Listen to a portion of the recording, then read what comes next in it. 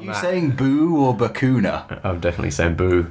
I'm booing myself there. Red card for myself after 30 seconds of this link.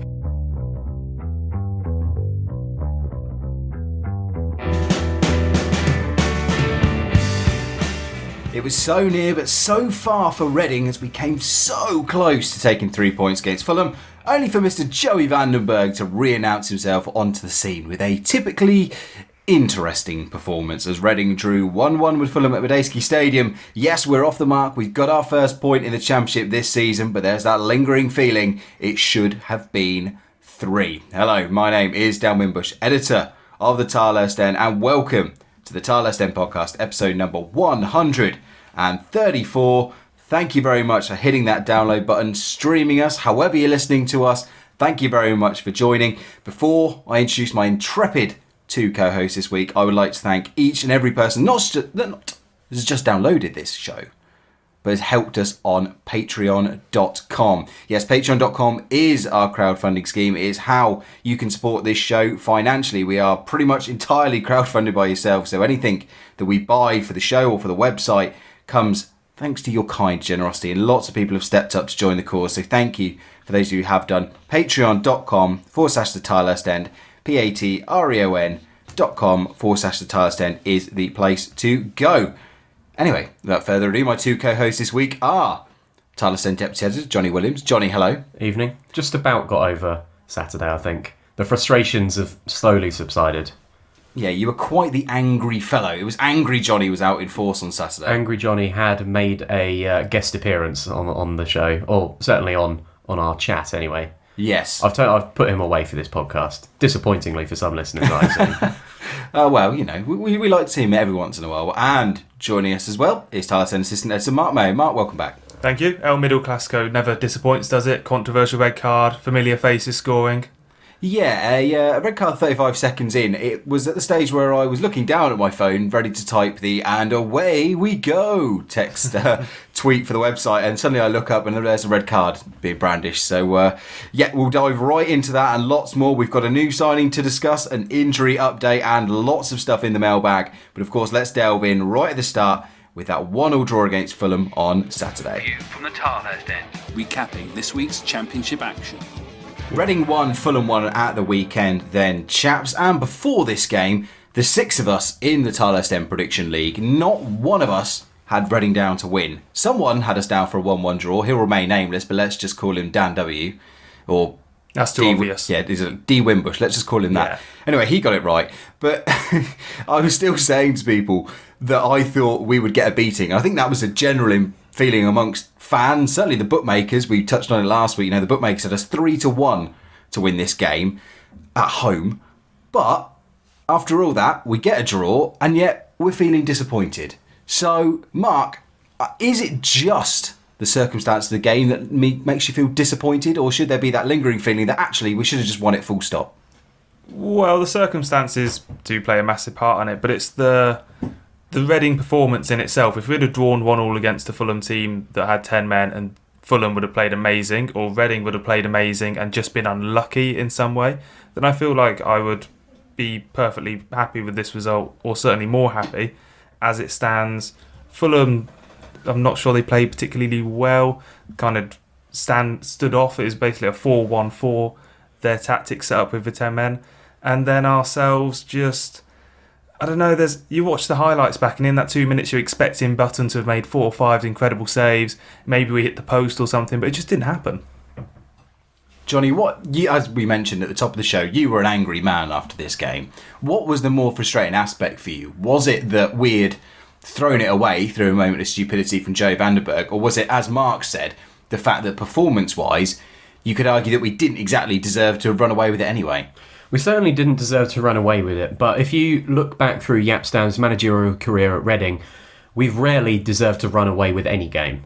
And I think, was it Burton the last day of last season was the first time we'd won a game by more than 2 goals, possibly. I think it was the first time we scored 4. Yeah, it was the first time we'd scored 4. So certainly, you know, it took 46 games for us to actually look threatening in attack. And I think that was one of the frustrating things here, because even if Fulham are a promotion-chasing team, as we know they are, they looked very good against us last year. They've they are some of the favourites to go up, and to reduce them, or to have them reduced to 10 men after 30 seconds, playing 90, nearly 100 minutes if you take an injury time with 10 men, and we can't put more than one goal past them. That is very frustrating. Now, as I said, we know that Reading aren't a team that streak away with games and win them 4 or 5-0, but you would at least expect us to be putting shots on target. I can only remember the likes of John Swift and Liam Kelly having shots from about 20 yards. I think Joseph Mendes had a decent header from 12 yards that Button got down easily to save. And aside from that, we really did not create any chances, or rather, none of the players wanted to take a chance to score a goal, because they're always looking for that perfect, final touch, try and pass it inside to someone for a tap in. There were so many times that players were in on goal and just took that one extra touch, or tried to turn it inside, or tried to find a teammate in the box. And that is the clinical edge that we know that we have always lacked. And frustratingly, it comes out in a game like this where for 100 minutes, we should have won that game. And all it takes is one little mistake or a few little mistakes culminating in an equaliser for them, and suddenly all that work and all that frustration comes to bear light. Okay, well, we'll get back on to the attacking output and how we should have done better with that. But Mark, let's go right back to the top of the game. A red card for Thomas Callas. After I clocked it as 32 seconds, I've seen all sorts of estimates between 30 and 50 seconds. But anyway, let's just say 30 seconds. He sends his margin orders. Not a happy hunting ground for Mr. Callas, considering he gave away the key penalty in the playoffs. First of all, did he deserve the red? I'd say like 90%, yeah. There's a little 10% doubt in my mind, and that probably equates to 90% doubt if you're a Fulham fan. But in my mind, I think that Barrow has him beaten. He's, through on goal, pulls him down. A little bit theatrical from Barrow, perhaps. I think it was Barrow who's pulled down. It was, yeah. And, the defender covering concept is going to be taken away pretty quickly when you remember that Barrow is definitely getting a shot on goal there. So it's... I don't know, he might have passed it the way we go. Take it back to Manoni. But I think it was a perfectly reasonable decision. It was just early, and I think a lot of fans are a bit shell-shocked when referees usually tend to err on the side of caution so early into games.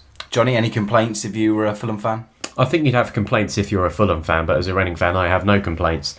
I think, for me, it's difficult to see from the replay, and I don't particularly remember it when it happened watching it, but I think from what I've heard from people who were sort of closer in the East Stand, it was more of a cynical professional foul, i.e. Callas wasn't just sort of lying there prone on the floor and Barrow tripped over him. Callas, moved his arms and basically pulled Barrow down. And so when you take into context how close it is to the penalty area, the fact that Callas seemed to do this deliberately, cynically, professional foul, you might say, I think you can see why the referee has dipped into that pocket so early in the game, because it is one of those that is a cynical professional foul.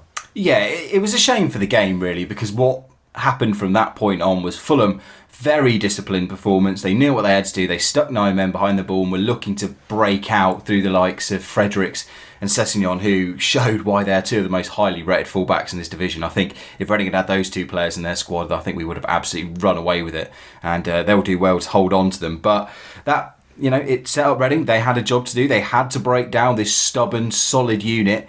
And really, as we touched on earlier, they didn't really do so. Now, the final stats will say that we had 23 shots on goal. I think 6 of those on target. But as you sort of mentioned, Johnny, it's hard to remember too many clear-cut chances, especially in that first half. In fact, if anything, I think Vito Manone had to pull off the one great save of the first period. Yeah, another former Reading player potentially coming back to haunt us in Ollie Norwood. I mean, you had Liam Kelly sort of when he ran through on goal and Button got down well to deflect that out for a corner, but again, that didn't come through any of our own play. It came from a Fulham mistake. And so, we certainly didn't create any clear-cut chances for the 90 minutes, really. I mean, even if you look at Liam Kelly's, that's not what you'd call a clear-cut chance, a drive from 20 yards at the top of the box. And, like I said, that has always been the frustrating problem with Reading, is we never look clinical in games. We never look like we're going to overwhelm a team. And obviously this was the sort of game where that was never going to happen, because once Fulham go down to 10 men after 30 seconds, they have one objective, and that is to lock in and try and get a draw and maybe come out of their shells in the last 10-15 minutes and try and salvage something, as they did.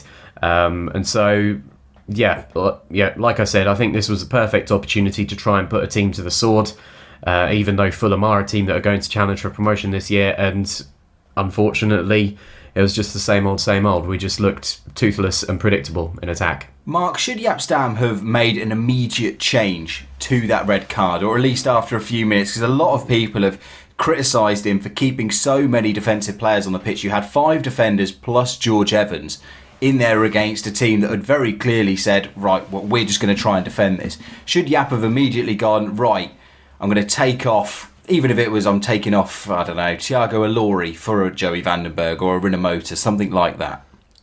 Well, he did make a change. Was it about 75 minutes in? He brought on Clement for Ilori? Well, that's just it. Should it have taken 74 minutes? That was a bizarre substitution. The fact that he did that at that point in the game really confused me. And you think about, I mean, a minute in, he's not going to make a change. I didn't think it was.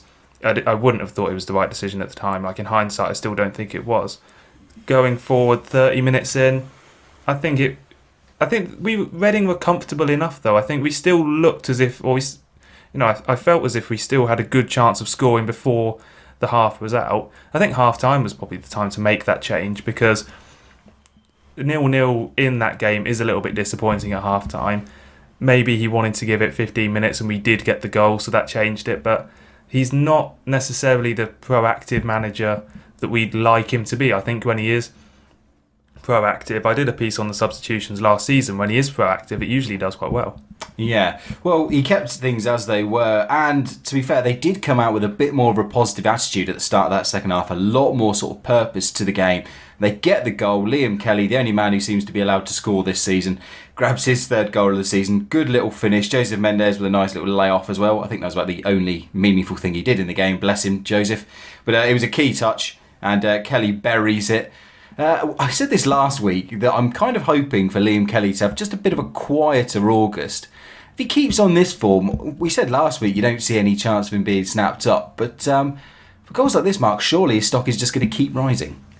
Theoretically, and history does prove that we've had, I think Sonko scored a brace before he went. Sigurdsson scored that great goal at Leicester just before he was sold as well.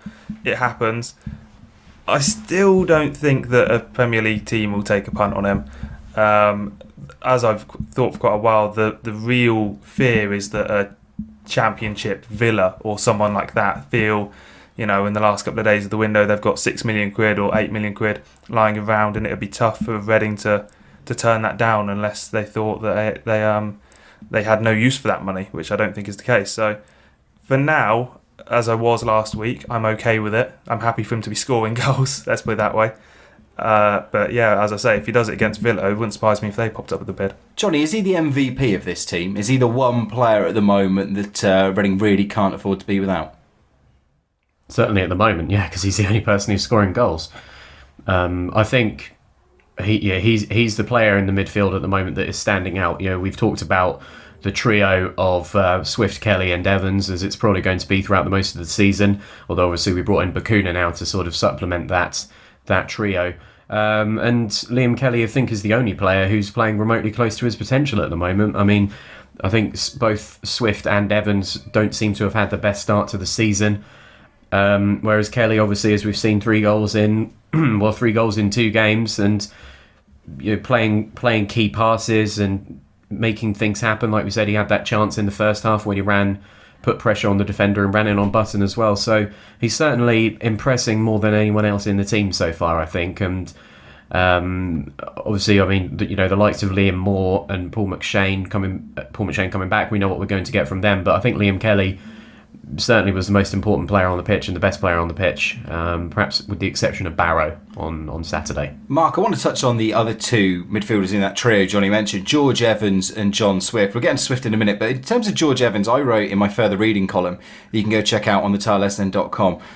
This was a game for me where George Evans really should have stood up and said, you know what, I'm not just a defensive stopper, I can actually do more. Let me make a few more probing runs, let me get forward, let me try and take a few efforts. And he just seemed to keep those shackles on. Do you think that this is just something that Evans is being told explicitly by Stam and the coaching staff to do, that you have one job and just do it, don't worry about anything else? Or do you think this is perhaps a mixture of his own youth and inexperience, or just maybe even just skill and talent level? It must be something that he's been told, isn't it? Because at Walsall he scored a lot of goals, didn't he? And I think that's what sort of caught our attention about him. And the reason I think it's Stam's telling him, because you look at the players that he's playing alongside, Kelly and Swift, they are the arguably more natural players to make those runs into the box. So if you've got three midfielders all doing it at the same time, then you're completely high and dry for the counter-attack. And I think that must be why he's telling him, or might be telling him, don't risk it, because if you go, Swift and Kelly aren't going to be the ones to stop that counter. Yeah, but surely with a back five behind you and a decent goalkeeper as well, you should, especially against 10 men, have more licence to get forward and push the play further up the field. Yeah, you should, yeah. But I mean, we were pushing the play up the field. I don't really remember, aside from the last 10 minutes, I don't really remember Fulham getting out of their own halves, to be honest, aside from when they had a quick counter-attack, which generally fizzled out to nothing. So I mean, in terms of Evans and in terms of the back five as well, I mean, you can't really call it a back five either, because Chris Gunter was basically playing as a right winger, and you had sort of Thiago Ilori covering at right back. So instantly, that's one player who is out of that perceived back five. And I mean, I think Evans did a fine job, not fine as in good, just fine as in okay.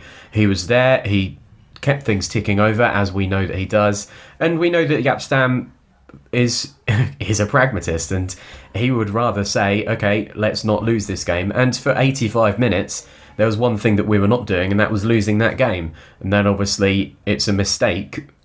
We looked absolutely fine, absolutely comfortable, and it was only through our own mistake that Fulham got a chance to get anything out of the game. But what worries me about Evans is the very fact that Stam decided to make that substitution, that he felt the need to bring on Joey van den Berg, who is ostensibly the same player. Surely Evans should be able to do the same things that Joey van den Berg does, and if he can't, is that just a limiting factor? Don't get me wrong, I'm not saying he's doing his defensive duties badly, but what I'm saying is he's not bringing anything extra into the team. He's not got that drive that we used to see from the likes of a Mick Gooding or a Phil Parkinson, those players that occasionally stepped out from the back. And that the impact that can cause is can't be understated, because if you know that George Evans is just going to sit and lay the ball off all the time, you don't have to worry about him as a defender or midfielder. You don't have to push him particularly hard. You don't have to worry about marking him or keeping an eye on him, because you just know what he's going to do. But if he's got that thing in his game where he's pushing forward, he's occasionally making those darting runs into the box, he's carrying the ball forward, it immediately frees up other space for other attackers and gives the defence something else to worry about. I just worry that he's being put in this defensive box either by his own devices or by Stam's. I think it must be Stam's. Like I said, I think Stam is just saying to George Evans, don't do anything silly. You and Paul McShane and Liam Moore stay back as that defensive three. I think with Evans and Moore there, you've got a little bit of pace. McShane maybe not so much. And if we'd come out of that game with a 1-0 win, you'd say, okay, it was disappointing, but ultimately the most important thing was we didn't throw it away. And, pragmatism really does overcome sort of the hope that you have that we'll put 3 or 4 past the team. But, the very fact is that it is because of our own mistake and our own inability to get more going forward that we're having this discussion. Okay, well, let's look at the other man in that midfield, John Swift as well. Mark, I think it's 1 goal now in his last 17 Reading appearances. He's only made 4 assists. What is up with John Swift? Is he just unlucky? Is he just out of form? And do you think he's still carrying a knock? What is stopping him from becoming that dynamic force we saw in the first half of last season? He could be knackered. Euros, under 21 Euros. He had a whole season in the Championship, and he's been thrown straight in at the deep end again after the loan at Brentford. He could just be absolutely knackered. I'd hope he's not. He shouldn't be, but that's always a potential issue. The worrying thing for me is if you're kind of drawing a line from his time at Reading, it's kind of on a consistently downward trend, isn't it? He started so well. He had those scored a couple of stonking 25-yard goals. Not since I can't think. It was Barnsley away, Brighton away, and those were all early in last season. I can't remember a really memorable goal he scored since then. Well, his last goal was against Rotherham in the home game back in April. Which was a tap-in as well. So good run, but good tap-in. It's a difficult one with Swift because he's a young player. We can't forget that. But he's being shown up by Liam Kelly at the moment, which he shouldn't be. Does he stay in the team for you, Johnny? I know you've got a lot of love for Mr. Swift, but if you were in that dugout, now you have got a couple of options coming back from injury. Is Swift still an automatic starter? I don't think he's an automatic starter, and as I mentioned in my midfield preview that we did before the season, I think for a game like Fulham, I think Stam would have preferred to have a more defensive option in there, and whether that meant, I think it would probably be John Swift who'd be the one who'd drop out. I think Liam Kelly and George Evans just give you that little bit more in terms of ball retention that you might want against a top side like Fulham or like Villa, and ultimately I think Swift could be the player to make way against Villa on Tuesday night. I think it's important to remember that he did come fingertips away from scoring quite a spectacular goal against Fulham, another fine 20-yarder that was curling into the top corner before Button got his hands on it. And I think he's still that player who can just give you that moment of magic, and for whatever reason it's not happening on a consistent basis at the moment. And I think whether that is because the attackers around him aren't making the runs he's expecting. I distinctly remember one play where he put a ball into the box and I think the attacker just didn't make the run he was thinking of. And again, just that strike from 20 yards reminds you that he's there and he can do that sort of thing. So I think opposition have obviously done their homework on him and said, look, if you shut down Swift, you can basically shut down our team. And that's something that we've known for a few months now. We've known that Swift is one of the most dangerous players in the team. So if he's being marked out of the game, then I don't, especially if you look at that lineup on Saturday, who else in that team would you expect to score a goal? Yeah. Well, that's the worrying thing. But if we're talking Saturday, the one person who did look like he was going to make something happen was Modou Barrow, Mark, making his full debut, his third appearance overall, and I was personally really impressed with him. He did remind me a lot of Jimmy Kebe. He had that sort of excitement factor, he had that turn of pace, which obviously helped him draw the red card in the first minute of the game, getting into lots of great positions. His final touch and final product might have been a bit off, but overall, that was one of the most impressive full debuts I've seen for a while. Yeah, and that's the sort of signing that I think we should be making. Premier League cast-offs, he's got talent, he's played at Swansea, and I think it's kind of good in a way that he had these loan periods over the last couple of years that didn't go for him, because it drives him on. It's got that motivation now. He's got that sense of, this is your chance to do well in English football. You're here on a permanent deal, so you've arguably got a bit more commitment than a loan player. And he started well. I think if he stays clear of injuries and all that sort of stuff in the next few weeks, then he could well be the go-to winger of the team. Yeah. I think the most important thing he adds to the team is unpredictability. Yes, because very much so. This is a team that you know what we're going to do and you know how we're going to attack. It's going to be one flank to the other flank, just sort of probe away until eventually hoping the other team makes a mistake and someone gets in on goal and we can create the perfect tap-in. What Modou Barrow brings you is you don't know what he's going to do, whether that is put in a cross, whether that's try and take you on, whether that's have a shot, where he's going to pop up in the field. I mean, he seemed to be popping up on the left, on the right, through the centre. And he just brings you that excitement that, like you say, someone like Jimmy Kebe, where I don't think he knew what he was going to do half the time. And yeah, I think it's certainly a good start. You can see why he's dropped down to the Championship, because he doesn't have that. Clearly, he doesn't have that production on a consistent basis. But if he can get a bit of confidence up, and on the basis of Saturday, confidence isn't something he lacks when he's trying to take players on or put crosses in the box. And I think he could be a fine acquisition. Yeah, fingers crossed. The elephant in the room is unfortunately the error for the Fulham equaliser. Where does the fault lie, Mark? Was it with Tyler Blackett for the needless crossfield pass under no pressure at all? Was it Joe Vandenberg's fault alone for the soft as marshmallow back pass? Or was it Chris Gunter for lunging in like a madman on Lucas Pearson? Well, let's divvy it up. 10% to Blackett for a bit of a donkey pass across the pitch. Completely unnecessary to have. The old saying goes is don't play it across your front line, or back line rather. which he's done. 70% with Berg because he's got a lot of options to do with the ball there. An air kick would have been better than what he did. And Gunter take 5% for Manoni because he maybe could have saved it. It's kind of gone under him, hasn't it? And then the rest to Gunter, because I think that Gunter lunging in is a product of him being about 20 yards behind Joe Berg. And unless he's expecting something completely different from Blackett in the free kick, he's made a complete error of judgment there, because there is no good reason for him to be so far behind his own man. And obviously he's going to be playing a Fulham player on side if something slightly different would have happened. So I think it's odd what's happened there. I don't know if it's some sort of training ground routine that's just gone wrong. I hope it doesn't happen again. Johnny, I noticed you, I think it was you that tweeted something along the lines of "Bye Joey." I just don't think... Is this it for you? Is this the final straw now for you, Joe? We've known that Joey Berg is always a player who is going to make one error or one lapse in concentration, and I don't understand.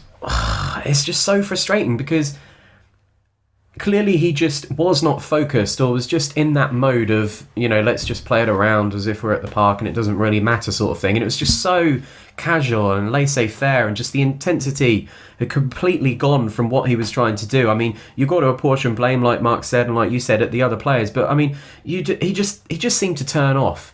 And he's a player who has done that. He's got lapses in concentration. His decision-making, we've known, is erroneous at times. And I just think that...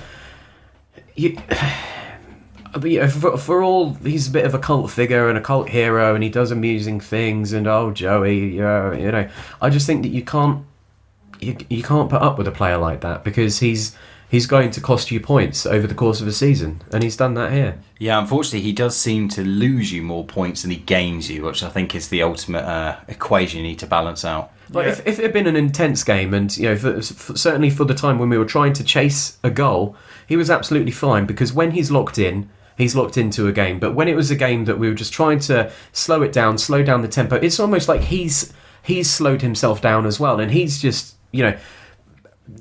doing nothing, not doing nothing, but just at that tempo and just at that half-assed kind of attitude.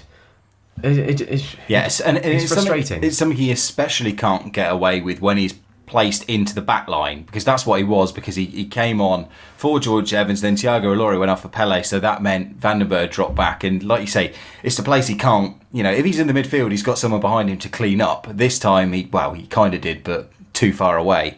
So he's just too exposed. My final thought on Berg is that when he's not playing and we're losing 8-0 away to Norwich or whatever it is, we think, Berg, he's the man we'll put him in, he'll have a bit of steel to the midfield, that'll solve everything. And you play him and you just think, oh no, he's a liability. That's the reality of it. He's going to get booked early on, or he's going to make a mistake, or it's so often the thought of Joey Berg is better than the reality, isn't it?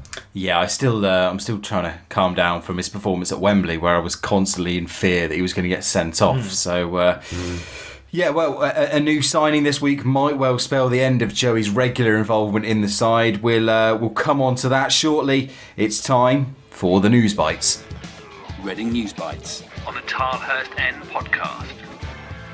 Right, it's Newsbites time, and this man was at the game on Saturday being snapped by several Reading fans outside the hotel. Aston Villa's Leandro Bacuna has officially joined the club on a 4-year deal. The fee is rumoured to be somewhere between the £1.5 and £3 million mark, depending on who you read and what you want to believe. But I think it's safe to say it's at least 1.5.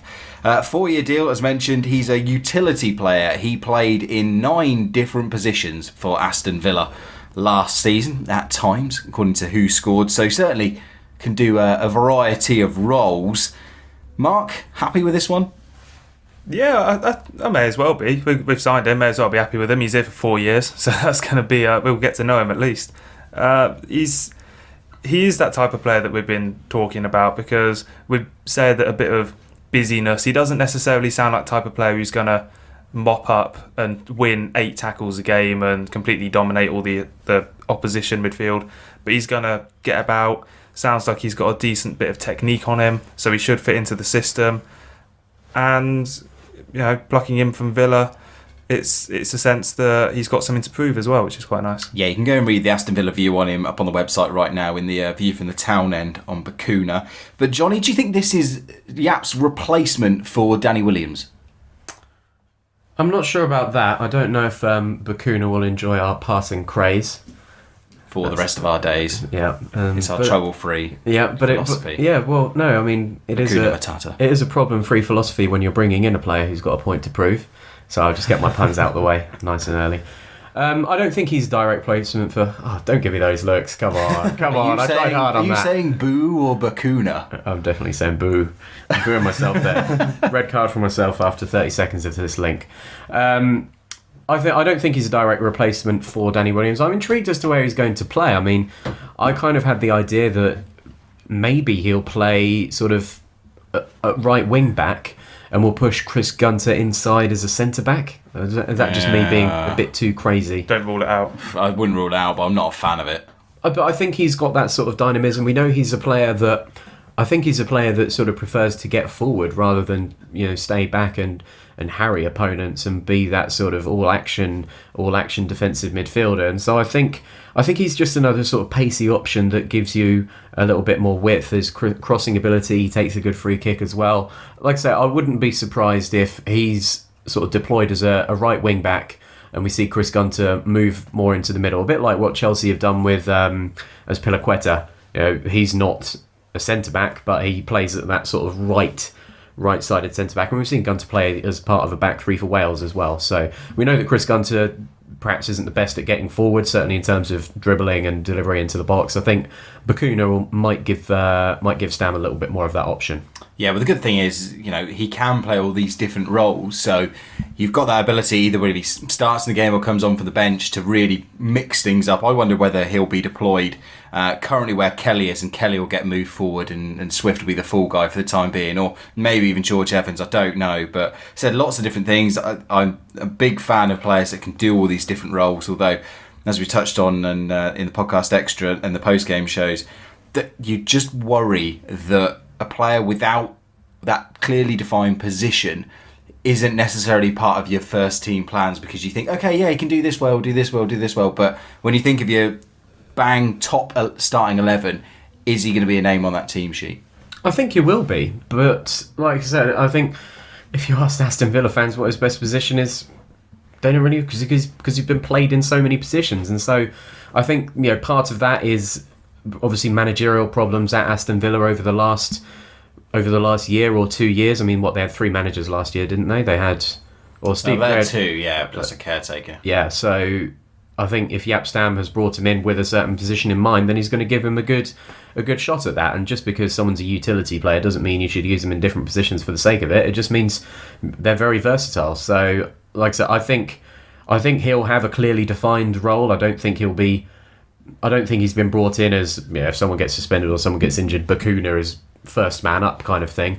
I think he'll be given the opportunity to get in the team, and whether that's in the midfield or right wing back, we'll have to wait and see. Yeah, I just wonder whether he'll sort of fall into that Andy Hughes, Ricky Newman sort of trap. I hope he's better than Andy Hughes. Hey, £500,000 we got for him once.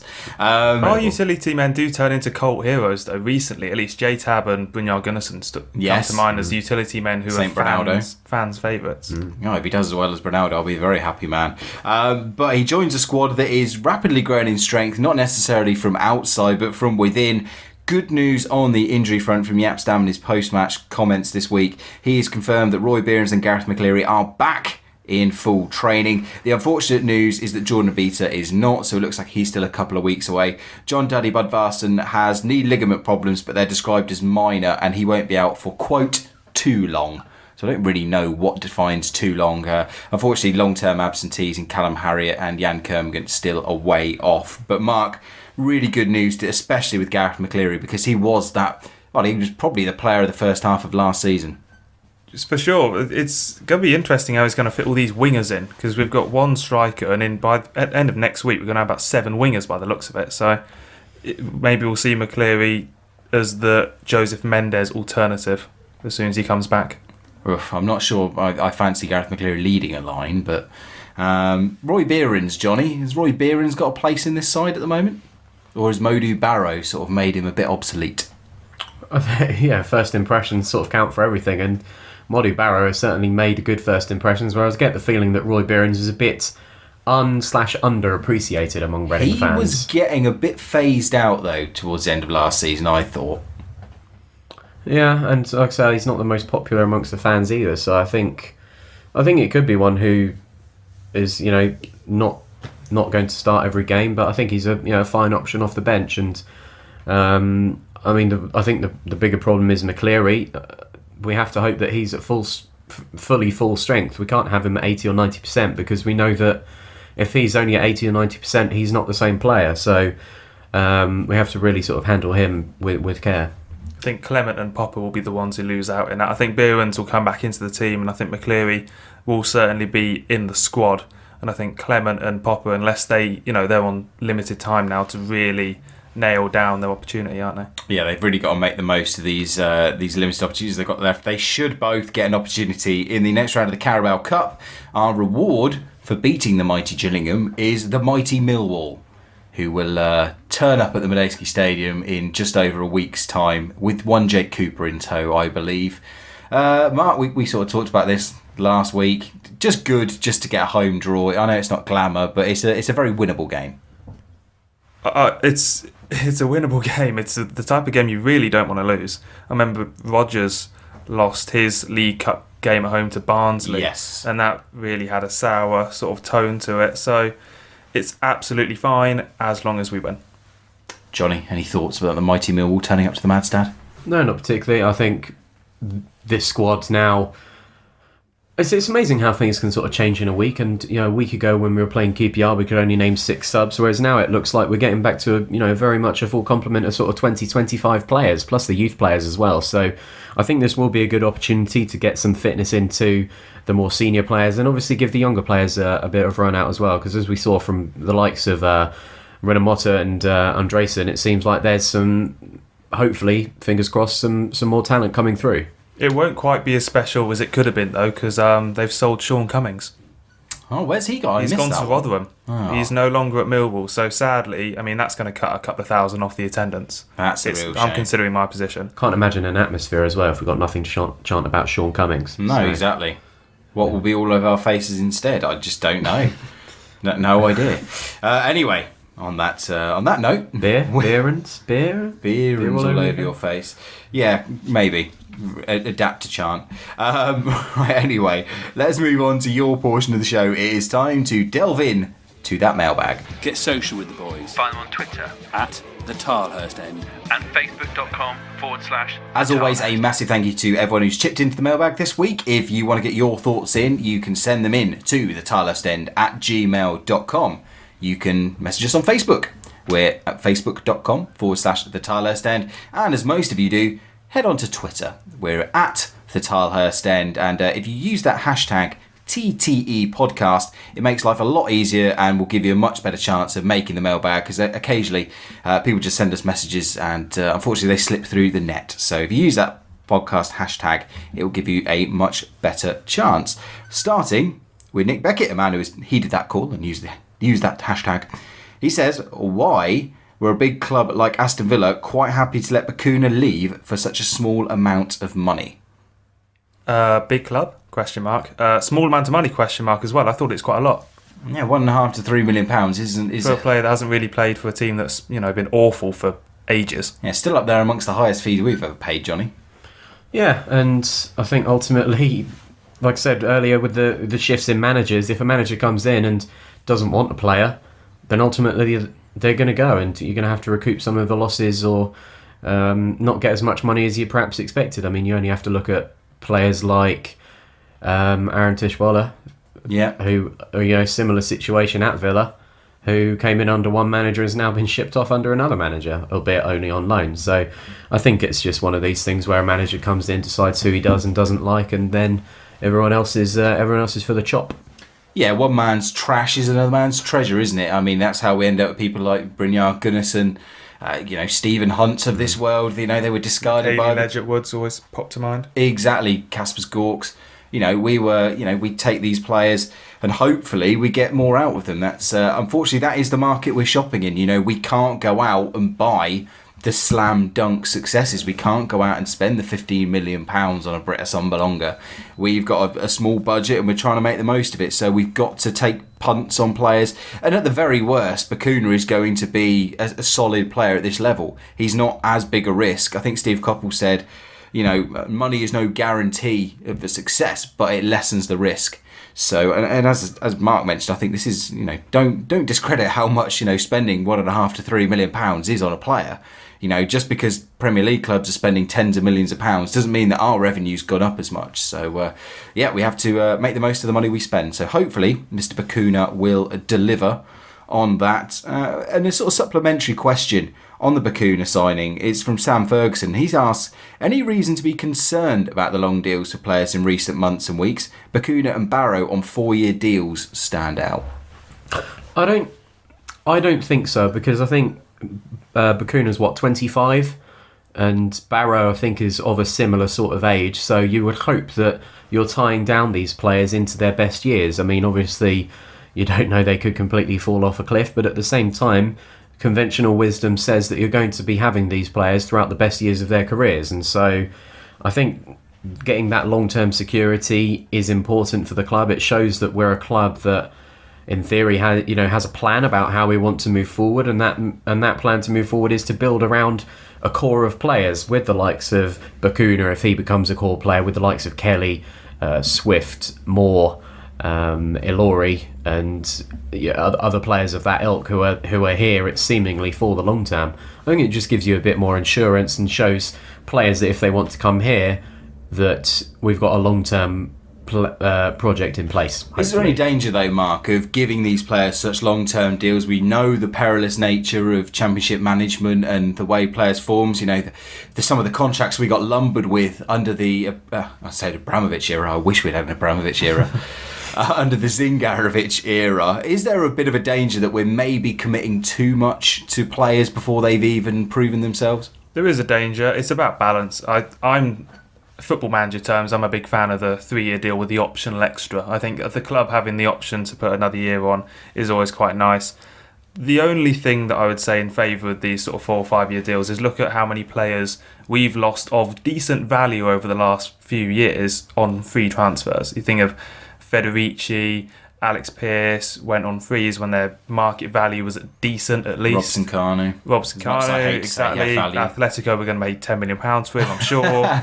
And they're just waiting for January, aren't they? Once the transfer embargo. Atletico, Bromwich Albion, and then Nick Blackman almost, but we actually got a really good deal out of him. So maybe they're all going to do a Nick Blackman in the last 6 months of their contract. We'll sell them for a decent fee anyway. Yeah, it's. I do have slight worries. As I said, it's loading a lot of financial commitment onto the club, but presumably these deals are being signed.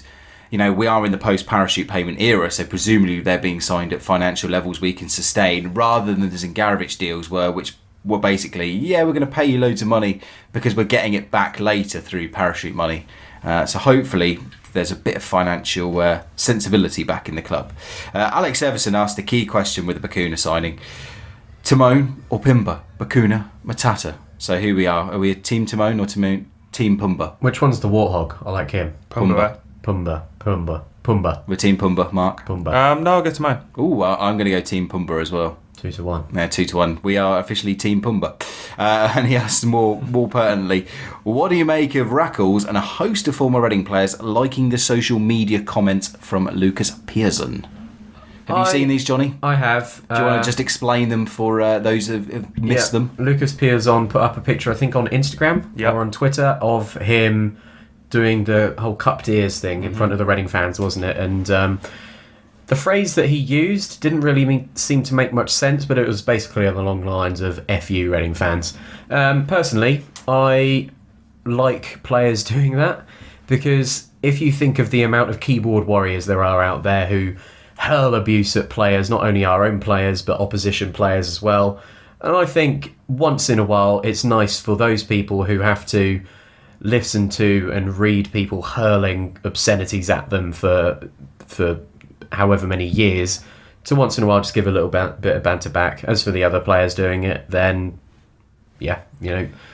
they're probably just happy that someone else has actually gone against the grain. Yeah, I don't think it's necessarily very smart for someone like a Rackles to do that, but Yeah, to be honest, I used to follow Rackles on Instagram since he left. I've got rid of him. I don't, but I did notice that he follows or likes basically every Reading player's thing anyway. I always saw his name pop up there, so that could just be him. I agree with Jonny, to be fair. You look at the things that people send to Piazza in particular, with a couple of the things that have gone on in his past, and it's not exactly savoury. And then he says back, I think there's one joke about us going to Wembley and still being in the Championship, and then there's another one about not having to live in Reading anymore. Yeah. I mean, absolutely fine. I don't care. Like, living in Reading's perfectly fine. He knows that as well. It's all just a bit of a joke. Yeah, so I think it's just the whole keyboard warrior thing at the moment is you feel like you have the ability and right to dish out abuse, but when someone gives you a little bit of it back, it's outrageous and players should be sacked and banned and all this sort of rubbish. This is just it. I think if Reading fans have been complete perfect angels to Pearson throughout his time, both during and after the club, then I think, yeah, you might feel a little bit out of place. But look, you've got to take it back. And look, just have a bit of a thicker skin as well at the end of the day. It's just someone having a bit of fun. I think Piazza, when he was at Reading as well, he used to do quite a lot of like the little graphics. I think someone made him graphics of like him playing at Badesky, and it was like, come on Reading for each game, and people were like, oh yeah, we love you Lucas Piazza, and now he does this back. It's the same people who used to say we love you who now saying, oh, you're XYZ. Yeah, all I'll say again on the other players, I don't think it's necessarily very intelligent, especially if you're under contract at Reading. As for being a former player, look, you're a former player, whatever. Just see Dave Kitson's Instagram. Now that's a former player's Instagram that is enjoyable to follow. So that's how they should all be, I think. Certainly never a dull moment with Big Dave. Forward Norwood says, Bakuna, I see more as cover for Gunter than to replace Williams, can play right defensive midfield or a winger. So Jonny, sort of going along your line of thinking there, I think. Yeah, I don't think he'll be cover. I think he'll get in the team more than we expect. I don't think we'd have signed Chris Gunter to a contract extension if we saw him not being in the first team anytime soon.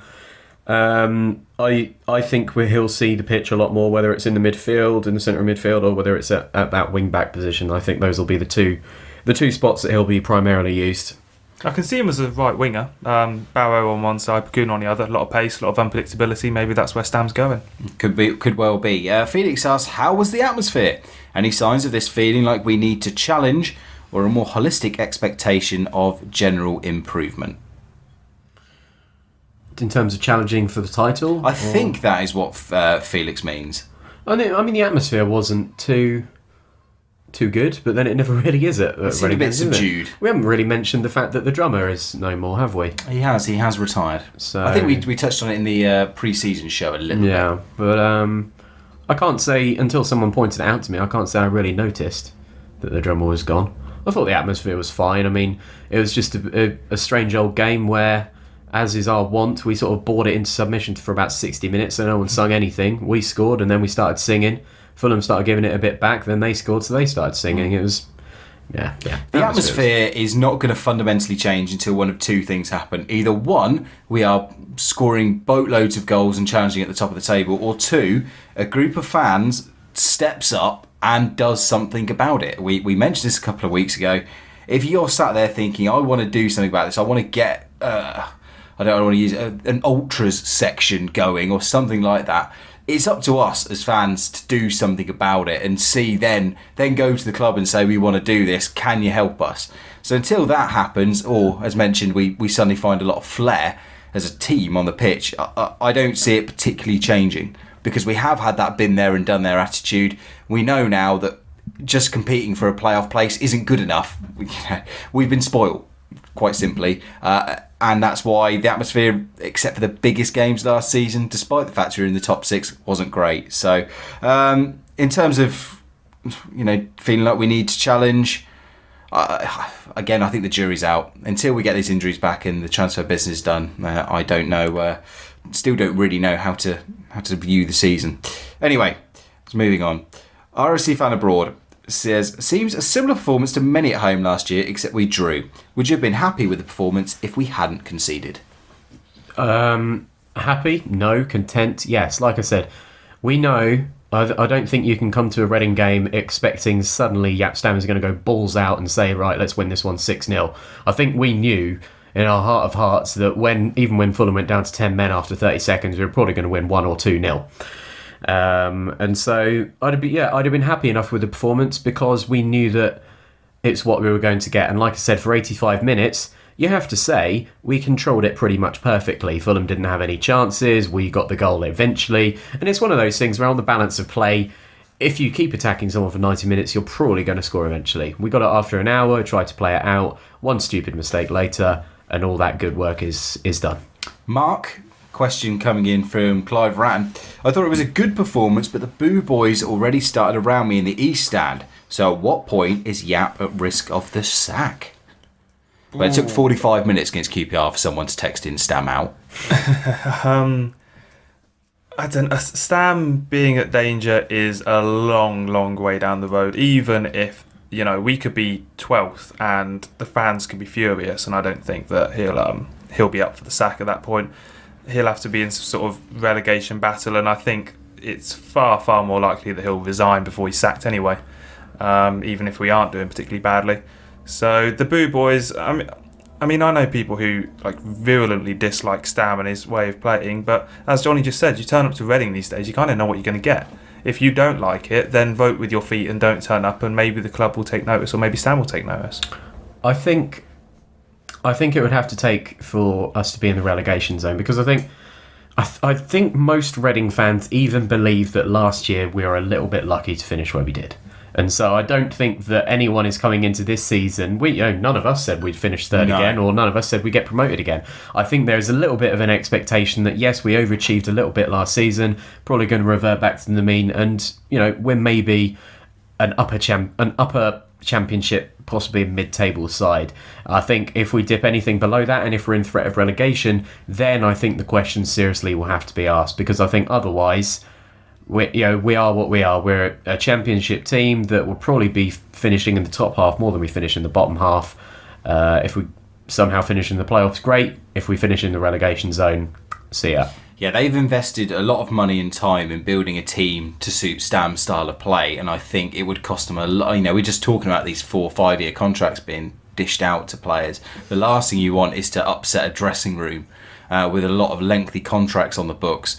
So, yeah, I think he will have to really lose that dressing room or be in a ridiculous amount of trouble. And based on, even the pits of QPR and how badly we played that day, considering the team we had out and what we've got coming back, the very fact we were off the mark, we've got that point. I don't see us being in any trouble. And I think, again, as Mark, you said, I think he would probably quit before he got sacked. And the boo boys, they're always going to be there because this style of football, unfortunately, as you mentioned, isn't everybody's cup of tea. So it is going to lead to frustrating moments. Saturday was very frustrating. Stam himself, after the game, said he can understand the fans' frustrations, but they need to be patient. It's a wider question, really, and I could probably bring it up in a show on its own, but just ask the two of you very quickly.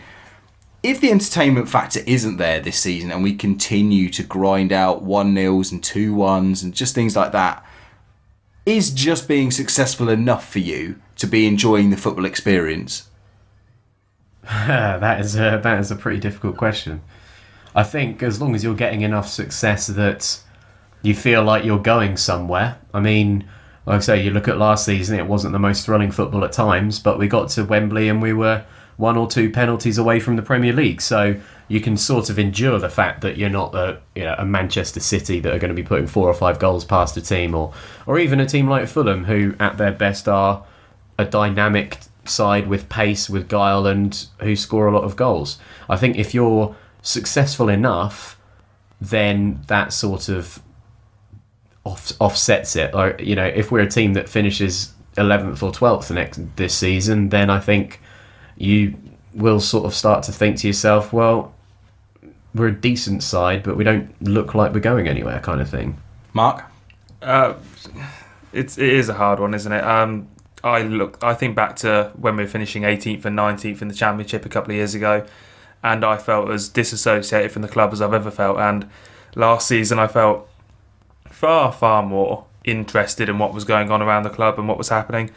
And that's because we were third. It wasn't because we were winning 1-0 at home to Bristol City or 2-0 at home to Burton. It was because we were third in the league, and that is that's the be all and end all at the end of the day, isn't it? Yeah, I agree to an extent, but I do want to see progress in this Stam style of play. I'm happy to put up with teething pains, and performances that don't exactly get me onto my feet. But there needs to be progression. There needs to be signs that we are starting to become a side that are capable of scoring 2, 3, 4 in home games. Not on a regular basis, but I just need to see it every once in a while. And now Stam's had that year. Hopefully he's getting the squad that he wants with the transfer additions and the injuries coming back. So I do need to see a bit of a step forward. I'm not sure how long I can go about just seeing us grind out 1-0 wins and just keeping the ball and passing it around all day. But I think the fact that we have not sugar daddy owners, and we have a youngish team, and we have a decent amount of academy players still coming through, I think that all kind of feels that the success in itself is progress to keep us dreaming that maybe, it will take a good 4 or 5 years before we get to this team as it stands and think that actually we haven't achieved anything at all. Yeah, and I do think that they will make progress. But what I'm saying is that, last season we ran the poll, didn't we, on the Tilehurst End? We asked was it an exciting season? More people voted no than yes. And this was a season that saw us get to Wembley. So there is obviously a large group out there that actually need to feel entertained rather than just being fed a bit of success. But anyway, hopefully it's a question that we don't have to worry about because we'll win the league with 107 points. Anyway, moving on. Are we only going to score 50 goals, Dan? Well, absolutely. Well, I'm not sure how that works mathematically, but we can make it work. We'll win every game 1-0. So. That'll do. Derek Walmsley says, Van der Berg reminds me of a threshing machine or combine harvester when he's churning things up in the middle of the pitch. Would other agricultural machinery make for a better starting 11? For example, a rotavator in the hole, compact utility tractor at wing back. Thanks, Derek. Not quite sure how to answer this one. I think Liam Kelly could be a good crop sprayer, spraying the passes around. Barrow's a strimmer. I don't know. Yeah, I think covering a lot of grass. Danny Williams was a bit of a pesticide. Jan Kermigan's a bit of a workhorse, but I'm not sure, is that agricultural machinery or is that the oldie machinery? Kind of gone straight over my head in terms of my specialist. I think I'll leave this up to our listeners. So tweet us into at the Tilehurst End if you think other agricultural machinery deserves to get in there. Lewis Stagg asked, do you think we'll miss Ali Al-Habsi or Danny Williams more this season? Just very quickly. Williams. Yeah, probably Williams. I mean, we could quickly touch on Manoni's performance, if you like. I thought his passing was better than it was at QPR. But there was still that one where he just passed it out of play. Yes. But he made a couple of good stops, especially from that Norwood long range. I think we'll miss Williams more. I don't think Bakuna will be a direct replacement for him, but I do think we need someone with that kind of muscle and energy in the middle of the park for a tough Tuesday night away at Leeds. Mark? Yeah, I think Williams.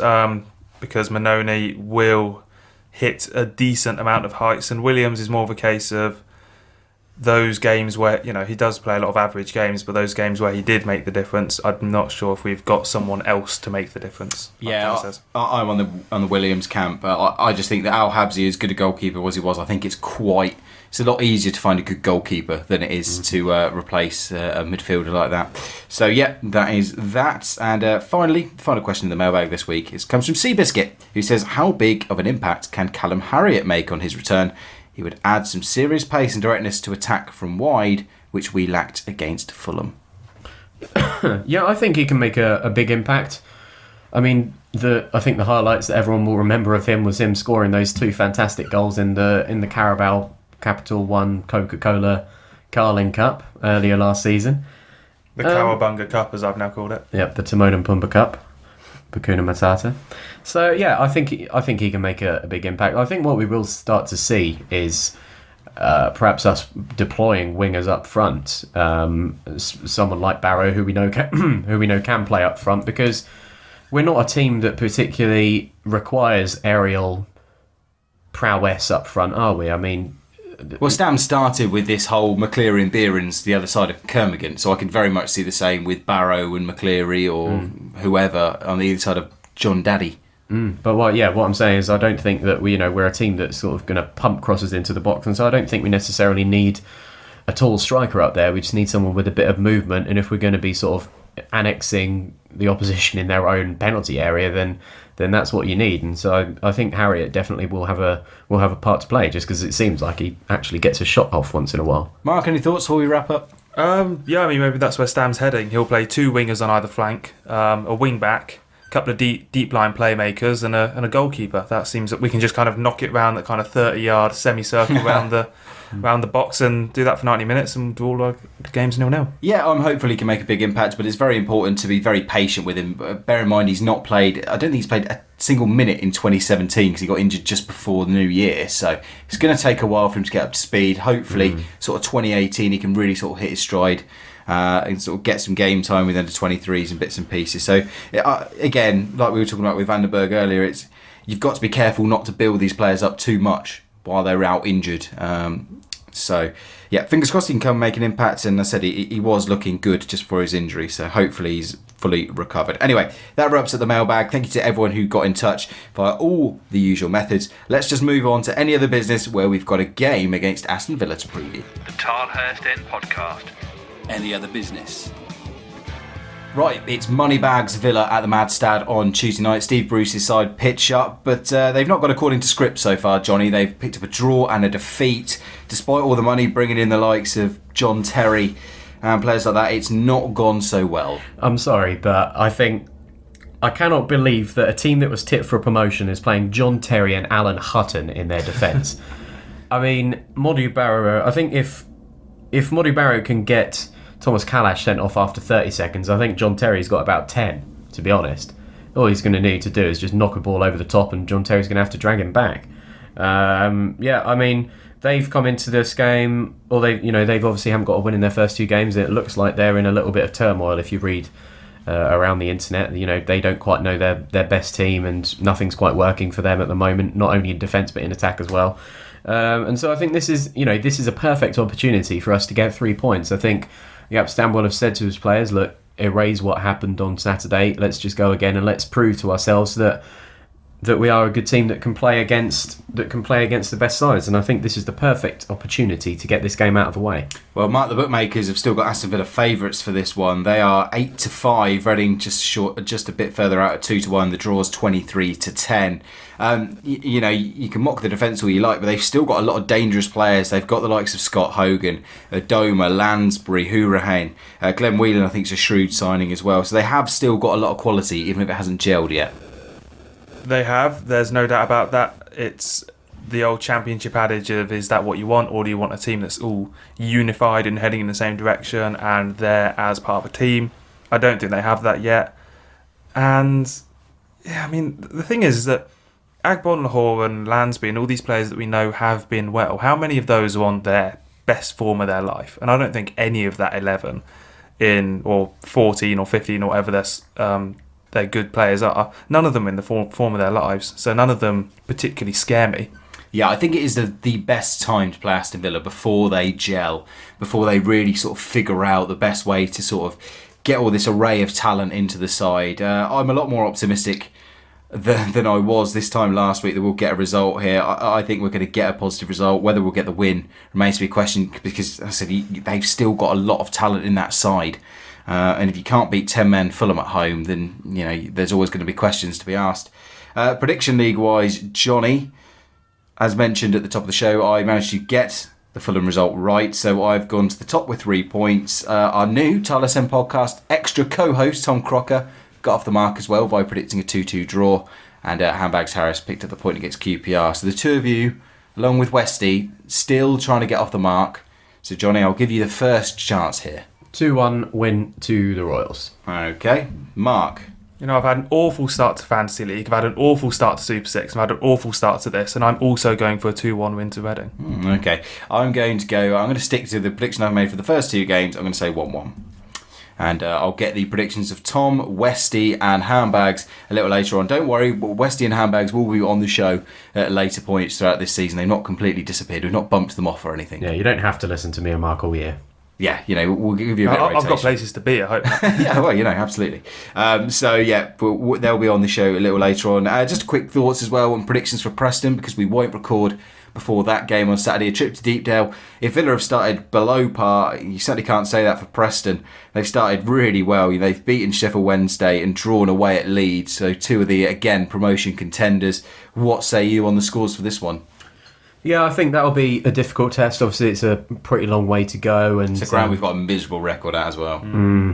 Absolutely. So, yeah, I'm afraid I'd probably see a defeat at that one, although I won't put that down just yet in the prediction. You're going to wait? Okay, we'll let you wait. I'm going to play this tactic. Mark, do you want to wait or do you want to put yourself on the fence for a bit? I'm worried that I'm going to say the same score as Johnny as well, so we'll do it, do it separately. Well, I will independently adjudicate that, so don't worry, I'll get those recorded. So yeah, those are the two games. As mentioned, we have a new co-host on the Tilehurst End Podcast Extra. Tom Crocker is another gooner who has stepped into Charles Watts' shoes. Hopefully you enjoyed the first show we put out on Friday. It's now in association with the Wokingham paper. Go follow him at Tom J. Crocker. We'll be back on Friday to round up all the lines from Yap's news conference this week, to give our views on the Villa game and look ahead to the trip to Preston as well. So keep an eye on that on Friday. As mentioned, lots are going up on the tilehurstend.com on a regular basis. So again, bookmark that. Thanks very much for downloading. A bigger thank you to everyone who continues to contribute via patreon.com/the Tilehurst End. That's patreon.com/the Tilehurst End. And yeah, go check out the YouTube channel as well at youtube.com/the Tilehurst End. But gents, thank you very much for joining me. And all that remains to be said is come on, you arse. It's funny how the crumbs always leave a trail. Funny how the crumbs always leave a trail. Funny how they always leave a trail. You smile. Funny how the crumbs always leave a trail. Even when it seems there's no your tail. Funny how the crumbs always leave a trail.